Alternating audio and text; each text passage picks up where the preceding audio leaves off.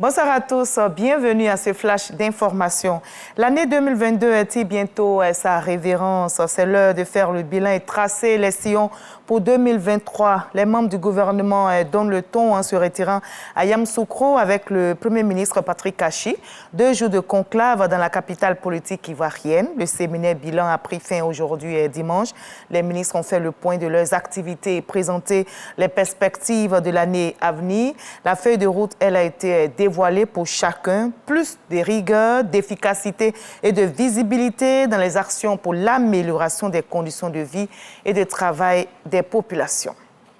Les chefs d'entreprise sont aussi en réunion à Boaké, dans la région de Gbeke. C'est la 5e édition des Journées nationales des chefs d'entreprise. Pour ces JNCI 2022, les dirigeants d'entreprise planchent sur le thème « La vallée du Bandama vers une économie régionale et internationale, rôle du secteur privé de la diaspora ». Ils scruteront les potentialités économiques des régions de Gbeke et du Yambol, nous rapporte Kader Sogodogo. La vallée du Bandama vers une économie régionale et internationale. Rôle du secteur privé et de la diaspora. Les journées nationales des chefs d'entreprise JNSE, en ce qui concerne la 5e édition, aura comme centre d'intérêt la vallée du Bandama. 2 régions, le Gbeke et le Yambol.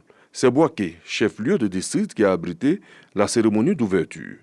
Ce forum est une opportunité pour la valorisation des potentialités économiques, culturelles et touristiques des collectivités territoriales en vue de leur développement. Boaké, le Gbeke, le Yambol, le district de la vallée du Bandama, une opportunité réelle. Des hommes d'affaires, des hommes dont la signature peut changer un destin, sont là pour passer au peigne fin les secteurs où l'on peut injecter des devises.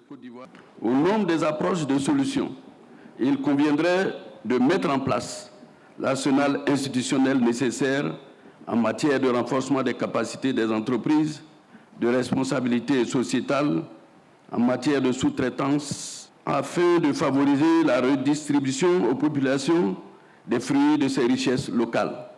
De Boaké à Katiola, les JNCE viennent comme une bouffée d'oxygène. Toutes les villes du district, et en particulier Boaké, seront durant ces jours-ci au centre des préoccupations nationales en termes d'opportunités de développement et d'investissement.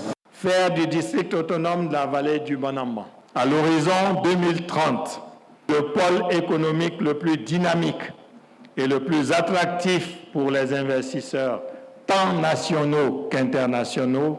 Le haut patron de la 5e édition des JNSE, le vice-président Timoko Miliette Kone, est représenté par le ministre du Commerce, de l'Industrie et de la Promotion des PME, Souleymane Diarra-Souba. Le choix du district autonome de la vallée du Bandama pour l'organisation de cette 5e édition de ces journées apparaît stratégique au regard des nombreux atouts et potentialités que regorge ce district. Je reste convaincu que de ces échanges sortiront des conclusions et recommandations qui pourront ouvrir des perspectives heureuses, notamment des opportunités d'affaires dans le district autonome de la vallée du Bandama, avec la création de nombreuses entreprises et emplois décents pour les femmes et les jeunes.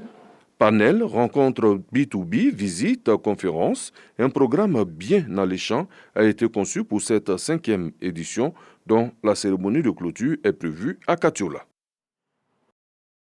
C'était la 5e édition des JNCE avec Kader Sogodogo. De l'autre côté du globe, en Égypte, on réfléchit à des solutions contre les changements climatiques. Notez que c'est depuis le 6 novembre que se tient la COP27, la 27e conférence des Nations Unies sur le climat, et la Côte d'Ivoire, notre pays, y participe. Le ministre d'État, Kobena Kwasi Ayoumani, au nom du vice-président ivoirien, a fait une déclaration sur l'initiative Climat, Action et Nutrition. On en parlera ce soir dans l'édition de 20h.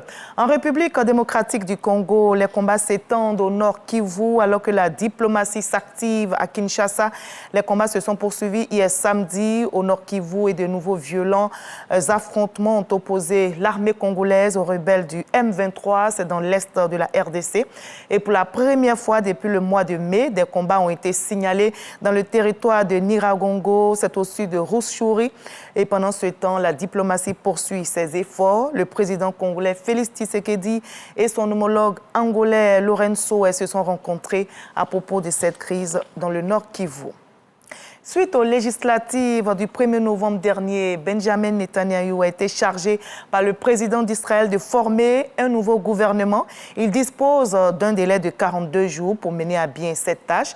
Et en théorie, cette tâche ne s'annonce pas compliquée puisque 64 députés élus sur 120 lui ont apporté leur soutien pour la formation de la coalition. Le Premier ministre désigné pense pouvoir présenter son gouvernement dès ce mercredi. Il y a eu explosion en Turquie. C'est une explosion meurtrière intervenue en plein cœur d'Istanbul. L'explosion est survenue au moment où la foule était particulièrement dense dans ce lieu de promenade prisé surtout le dimanche des touristes. Moins d'une heure après les faits, le Haut Conseil audiovisuel turc a interdit aux médias audiovisuels de diffuser des images de la scène. Et le président turc Recep Tayyip Erdogan dénonce un vil attentat qui a fait 6 morts et 58 blessés.